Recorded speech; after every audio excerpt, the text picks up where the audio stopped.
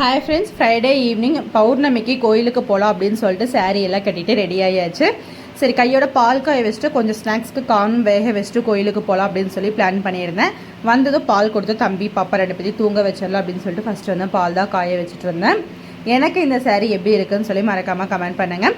அதுக்கப்புறம் ஹஸ்பண்ட் ஆஃபீஸ்லேருந்து வந்ததுக்கப்புறமா வீட்டில் வந்து சாமி கும்பிட்டு தான் கோயிலுக்கு போகலாம் அப்படின்னு சொல்லிட்டு வீட்டில் வந்து சாமி கும்பிட்டுருந்தோம்.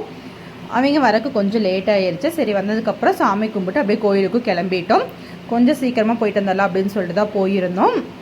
போயிட்டு எல்லா சாமியும் நல்லா திருப்தியாக சாமி கும்பிட்டோம். முதல்ல போனது விநாயகர் தான்.